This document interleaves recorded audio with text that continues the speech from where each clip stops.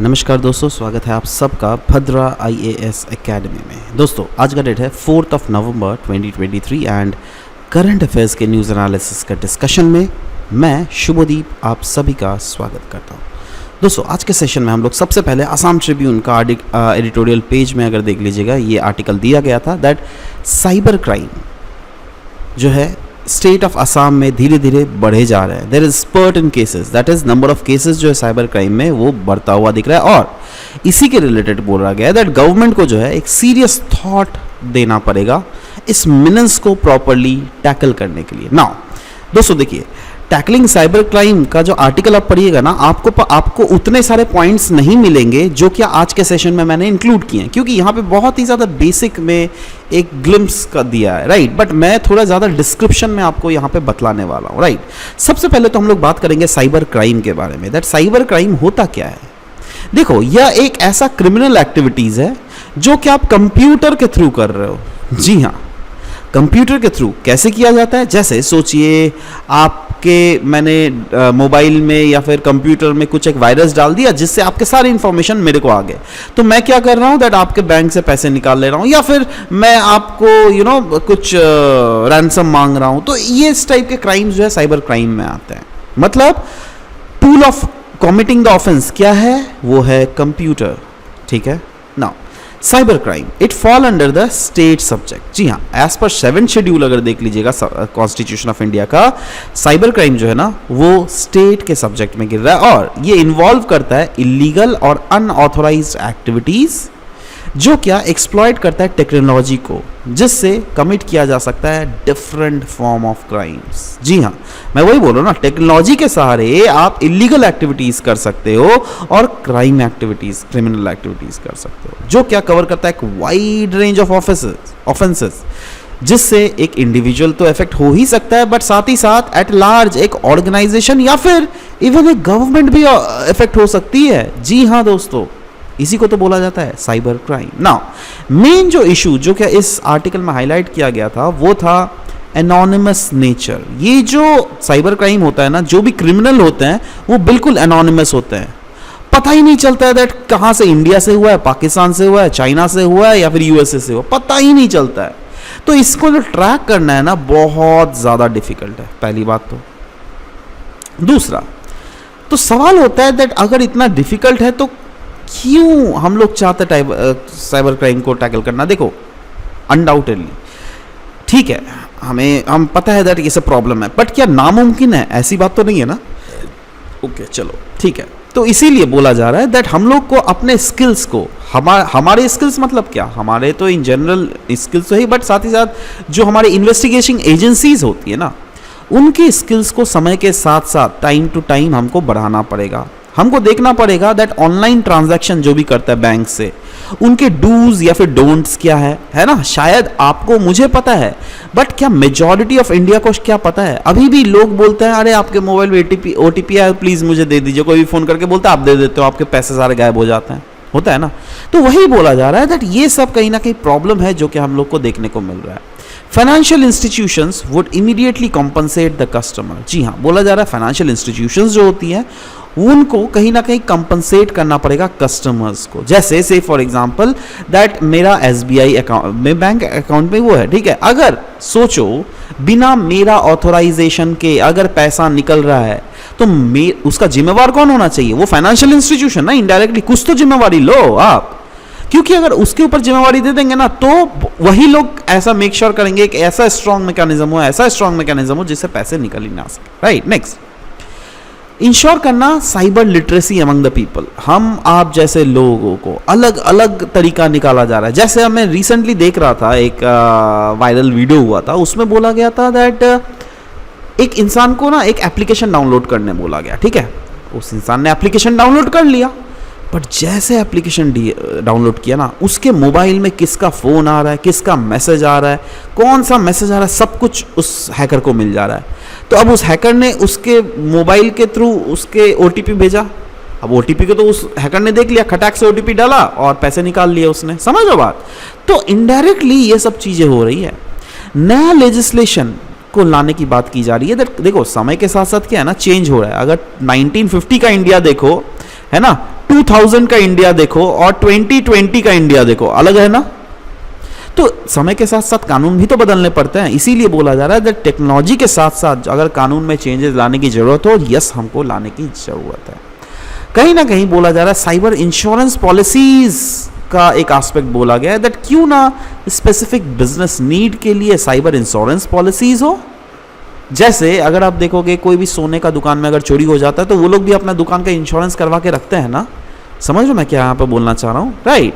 तो वैसे ही जब सोने के दुकान का अलग से इंश्योरेंस हो सकता है, कस्टमाइज्ड इंश्योरेंस, तो क्यों ना इस टाइप के भी इंश्योरेंस पॉलिसीज हो, साइबर इंश्योरेंस पॉलिसीज, जिससे अगर आप साइबर इंश्योरेंस पॉलिसी ले और आपका अगर कुछ डेटा नुकसान होता है तो उस डेटा का भरपाई करना पड़ेगा इंश्योरेंस पॉलिसीज मेंबर्स को, राइट। ये सब चीज़ बोली जा रही है। नेक्स्ट, जब ये सब तो हम लोगों का नीड है, चलो अब गवर्नमेंट का क्या कोई इनिशिएटिव है साइबर क्राइम को रोकने के लिए हमारे देश में? जी हाँ है।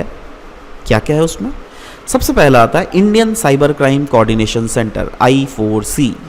ये सेंटर कोऑर्डिनेट करती है एफर्ट्स, वैसे एफर्ट्स जिससे टैकल किया जा सके हर type of cyber crimes across the country. वैसे ही हमारा बना हुआ है नेशनल साइबर फॉरेंसिक लेबोरेटरी, जो क्या प्रोवाइड करता है एक early stage cyber forensic assistance, जिससे इन्वेस्टिगेटिंग ऑफिसर्स जो है हर एक स्टेट के और हर एक यूनियन टेरिटरीज के, है ना, अगर उन इन्वेस्टिगेशन ऑफिस को कुछ अगर साइबर रिलेटेड एस्पेक्ट को प्रॉपर फॉरेंसिक जांच करनी हो तो yes they have to consult this national cyber forensic laboratory. वैसे ही हमारा है national cyber crime reporting portal, जो क्या एक प्लेटफॉर्म है जहां पर public can report incidents of cyber crime with a special focus against women's and children। तो ये सब बहुत सारे ऐसे एक्टिविटीज़ हैं जिसके जो क्या इंडियन गवर्नमेंट के द्वारा कहीं ना कहीं डायरेक्टली या फिर इनडायरेक्टली किया जा रहा है, जिससे साइबर क्राइम को रोका जा सके। आशा करता हूँ दैट ये काफ़ी ज़्यादा होलिस्टिक नॉलेज आपको साइबर रिलेटेड एस्पेक्ट्स में मिला होगा। नेक्स्ट हम लोग बात करेंगे मोस्ट फेवर्ड नेशन के बारे में। एक आर्टिकल दिया हुआ था तो इसी के बारे में चर्चा करते हैं। क्या था ना, देखो सुप्रीम कोर्ट ने बोला था रिसेंट डिसीजन में दैट टैक्स ट्रीटीज जो है वो इंडिया का मोस्ट फेवर्ड नेशन अप्रोच में उसके रिलेटेड कुछ सुप्रीम कोर्ट ने डिसीजन दिया था। अब ये decision is not that our importance is what do you mean by most favoured nation का स्टेटस। नाउ ये स्टेटस जो है ये एक प्रिंसिपल है इंटरनेशनल ट्रेड और डिप्लोमेसी में। ये प्रिंसिपल क्या प्रमोट करती है? Equal treatment among the trading partners, right. अब देखो कभी भी अगर कोई भी कंट्री कोई भी दूसरे कंट्री को MFN स्टेटस देती है, that is most favoured nation का स्टेटस देती है, तो इसका मतलब क्या? अगर सोचो इंडिया ने पहले से फॉर एग्जांपल मालदीव्स को एक मोस्ट फेवर्ड नेशन का स्टेटस दिया हुआ है। Most favoured nation status Maldives मतलब मालदीव से अगर कोई ट्रेड रिलेशंस एक्टिविटीज हो तो उसमें मालदीव को बहुत ज्यादा छूट मिल रहा है। अगर सेम टाइप में इंडिया पाकिस्तान को भी वो मोस्ट फेवर्ड नेशन का स्टेटस देती है ना, तो पाकिस्तान को भी सेम वही बेनिफिट्स देने पड़ेंगे जो क्या उसने मालदीव्स को दिया हुआ है। समझ लो मैं क्या बोलना चाहता हूं यहां पर? मतलब वही बोला गया दैट अगर कोई भी कंट्री ग्रांट करता है मोस्ट फेवर्ड नेशन का status to another, then it agrees to extend the same trade privileges जो क्या वो मालदीव्स के साथ था, वही सेम ट्रेड प्रिविलेजेस जो है कोई भी मोस्ट फेवर्ड जो नेशन ट्रेडिंग पार्टनर हो उसको हमको देना पड़ेगा। लीगल अगर स्टेटस देख लीजिएगा मोस्ट फेवर्ड नेशन का, तो yes general agreement on trade and tariff GATT 1994 में जो आया गया था, उसका आर्टिकल 1 में क्लियरली लिखा हुआ है दैट WTO मेंबर कंट्रीज जो है उनको ग्रांट करना पड़ेगा most favoured nation status to each other, जिससे इंश्योर किया जा सके equal trade treatment. By the way इसमें जरूर ये बोला गया है इस आर्टिकल में दैट जी हाँ एक्सेप्शन तो हो ही सकता है, जैसे बायलैटरल ट्रेड एग्रीमेंट अगर हो गया, राइट, दैट इज एक देश अगर दूसरे देश के साथ कोई एक पर्टिकुलर ट्रेड एग्रीमेंट कर रहे हैं ना, तो उस समय मोस्ट फेवर्ड नेशन स्टेटस को थोड़ा साइड ट्रैक भी किया जा सकता है, राइट। नाउ दूसरा बोला गया for instance in India initially grant, हाँ एक एग्जाम्पल भी लिया गया यहाँ पर। वो एग्जाम्पल क्या है? इंडिया ने मोस्ट फेवर्ड नेशन का स्टेटस हर एक WTO मेंबर को इंक्लूडिंग पाकिस्तान भी दिया था, बट हाउएवर बोला जा रहा है इंडिया हैज सस्पेंडेड पाकिस्तान का most favoured nation status in the year 2019। क्यों? क्योंकि सिक्योरिटी कंसर्न्स। हाउएवर देखो इंडिया ने तो दिया था ना यहाँ पर, बट क्या पाकिस्तान ने सेम चीज रेसिप्रोकेट किया? नो, पाकिस्तान ने मोस्ट फेवर्ड नेशन का स्टेटस इंडिया को नहीं दिया, राइट। नाउ इसके कुछ कुछ बेनिफिट्स होते हैं मोस्ट फेवर्ड नेशन स्टेटस के, तो देखते हैं क्या क्या बेनिफिट्स हैं। सबसे पहला तो इक्वल ट्रेड ट्रीटमेंट मिलता है ना, मतलब हर एक ट्रेडिंग पार्टनर को जैसे मोस्ट फेवर्ड नेशन स्टेटस का जो भी ट्रीटमेंट मिल रहा है वो सेम ट्रीटमेंट और प्रिविलेजेस हर एक मोस्ट फेवर्ड नेशन जो नेशंस है उनको मिलेगा, राइट। नेक्स्ट, नॉन डिस्क्रिमिनेशन, मतलब कोई भी प्रेफरेंशियल ट्रीटमेंट नहीं होगा कोई स्पेसिफिक कंट्री को ट्रेड रिलेशन के साथ। फेयर एक कंपटीशन होगा, क्योंकि एक इसमें इनडायरेक्टली अगर देख लीजिएगा एक लेवल प्लेइंग फील्ड के लिए है ना कंपटीशन इन्हांस होगा, जिससे इनोवेशन भी बढ़ेगा और इकोनॉमिक ग्रोथ भी बढ़ेगा। एक्सपैंडिंग मार्केट एक्सेस, देखो मोस्ट फेवर्ड नेशन स्टेटस जो है ये अलाउ करता है access to broader market with potentially more favour trade terms, और वो तो हम लोगों ने बोला ही ना, मोस्ट फेवर्ड नेशन स्टेटस का मतलब ही हुआ दैट कुछ कुछ ऐसे ट्रेड ट्रीटमेंट्स देने पड़ेंगे जो क्या एक पर्टिकुलर सबके के लिए ज़्यादा बेटर वे होगा, right. Next is reduce tariffs and barriers, lower trade barrier and tariff जो है it can result from most favoured nation status, जिससे they reduce the cost for business, enhance economic cooperation. Encourage करना पड़ेगा countries को that countries जो है ना एक साथ वर्क कर सके फॉर म्यूचुअल इकोनॉमिक बेनिफिट्स। यही नहीं, हमको फॉस्टर करना पड़ेगा डिप्लोमेटिक टाइज एज वेल, क्योंकि ट्रेड टाइज जो है ना ये बिल्ड होते हैं on most favoured nation status जो भी होता है, ये अनडाउटेडली कोई भी दो देश के बीच का diplomatic relations and political relations को भी एक अलग मुकाम में पहुंचाता है, राइट। तो ये कुछ कुछ फायदे हैं मोस्ट फेवर्ड नेशन स्टेटस के। नेक्स्ट हम लोग बात करेंगे यूनेस्को का क्रिएटिव सिटीज नेटवर्क में रिसेंटली कोझिकोटे जो कि एक सिटी है केरला का और एक मध्य प्रदेश का सिटी है जिसका नाम है ग्वालियर, इन दोनों सिटीज को इंक्लूड किया गया है यूनेस्को का क्रिएटिव सिटी नेटवर्क में। ये जो सिटीज हैं ये इसको चूज किए जाते हैं जिससे रिप्रेजेंट किया जा सके स्पेसिफिक क्रिएटिव फील्ड को। जैसे कोझिकोडे को जो ये टैग मिला हुआ है ना, ये क्यों पता है? क्योंकि वहां पे अगर देख लीजिएगा लिटरेचर एक ऐसा एस्पेक्ट है जहां पे बहुत ज्यादा काम किया गया है। ग्वालियर में म्यूजिक बहुत ज्यादा चर्चित है। In fact Indian cities that are part of this work, ऐसा नहीं that these are the first cities जिसको इस यूनेस्को का क्रिएटिव सिटी नेटवर्क के अंडर में इंक्लूड किया गया क्योंकि they are doing something more creative. No no no, it's not the first time. ऐसे पहले बहुत सारे डिफरेंट अदर सिटीज भी हैं जिनको अलग अलग एस्पेक्ट के लिए क्रिएटिव सिटी नेटवर्क का टैग मिला हुआ है। वो कौन से कंट्री सिटीज है? पहला है वाराणसी म्यूजिक के लिए, Srinagar crafts and folk art के लिए, हैदराबाद गैस्ट्रोनॉमी के लिए, वैसे ही Jaipur craft and folk arts के लिए, चेन्नई म्यूजिक के लिए और ग्वालियर भी म्यूजिक के लिए। तो देखो म्यूजिक, अब देखो यहां से क्वेश्चन क्या बन रहा है, जो क्या मुझे लगता है इनको अगर सेट करना होगा ना, देखो क्या है ना, ग्वालियर म्यूजिक के लिए है एक म्यूजिक, वाराणसी क्या है म्यूजिक के लिए है और चेन्नई भी म्यूजिक के लिए है। अब आपको क्या पूछेगा? आपको पूछेगा इनमें से कौन सा ऐसा सिटी है जिसको यूनेस्को क्रिएटिव सिटीज का नेटवर्क का टैग म्यूजिक के लिए नहीं मिला हुआ है? उसमें कौन कौन है? ग्वालियर तो होगा, वाराणसी तो होगा, चेन्नई तो होगा। इसको छोड़ के कोई भी अगर एग्जांपल आ जाए ना, that will be the answer. समझ रहे हो बात?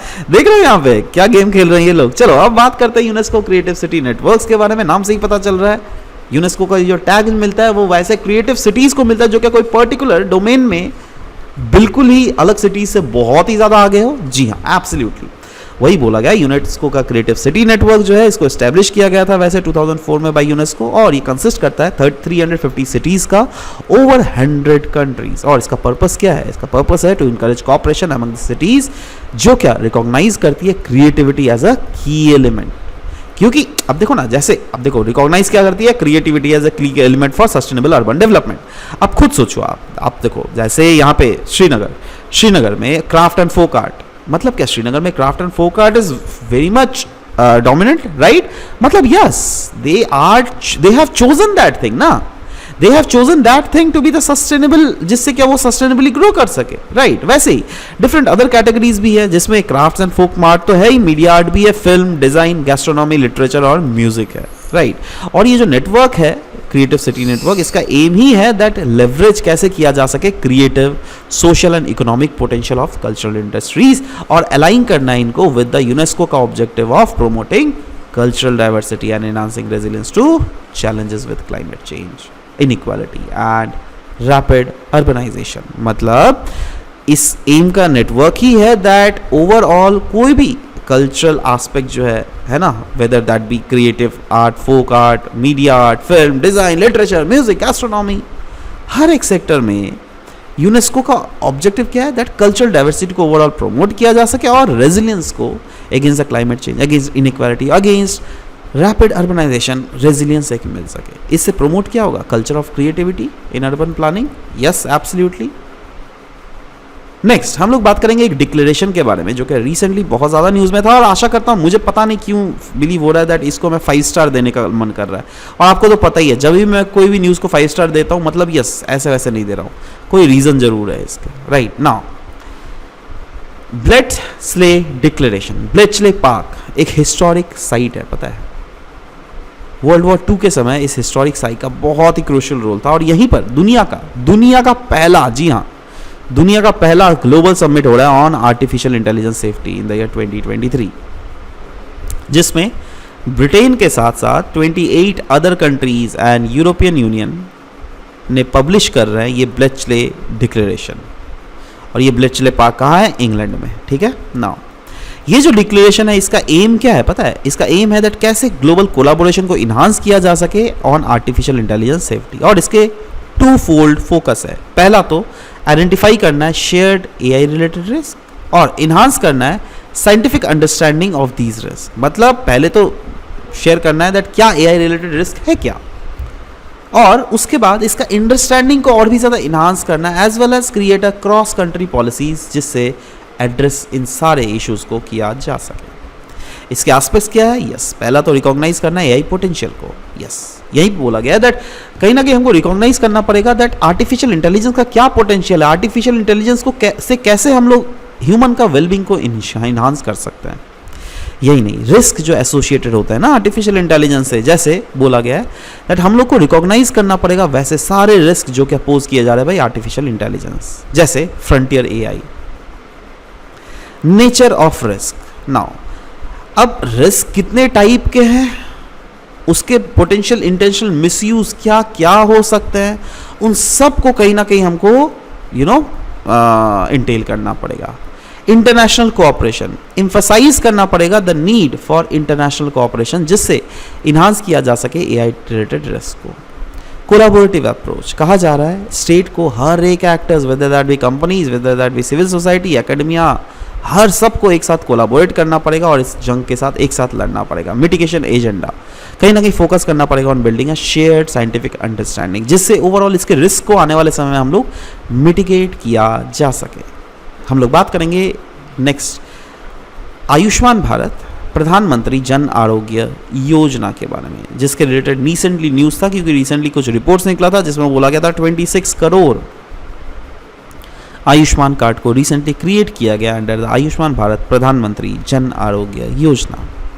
तो इसके बारे में बात करते हैं दोस्तों। इसको लॉन्च किया गया था 2018 में ministry of health and family welfare के द्वारा।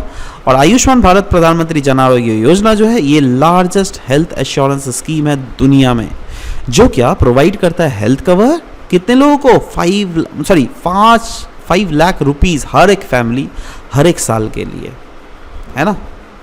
और किसके लिए किया जाता है बताओ? देखो बहुत तरीके का फैमिली मतलब आपका हेल्थ केयर होता है। एक होता है प्राइमरी हेल्थ केयर, एक होता है सेकेंडरी हेल्थ केयर, एक होता है टर्शरी हेल्थ केयर। और ये जो हेल्थ कवरेज जो 5 लाख रुपए का इंश्योरेंस प्रोवाइड दिया जा रहा है ना हर एक फैमिली को हर साल के लिए, वो किसके लिए दिया जा रहा है पता है? सेकेंडरी और tertiary health care hospitalisation activities के कारण, राइट। और इसके लिए हाउस होल्ड को कैसे सेलेक्ट किया जाएगा, उसको कैसे इंक्लूड किया जाएगा?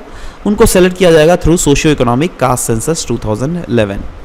प्रधानमंत्री जन आरोग्य योजना जो है इसको अर्लियर जाना जाता था by national health protection scheme and इसको इसको जब बनाया गया था उसके लिए सबस्यूम किया गया था कुछ स्कीम जैसे राष्ट्रीय स्वास्थ्य बीमा योजना को सबस्यूम किया गया था। इनफैक्ट इसका काम क्या है? ये प्रोवाइड करता है cashless access to health care services.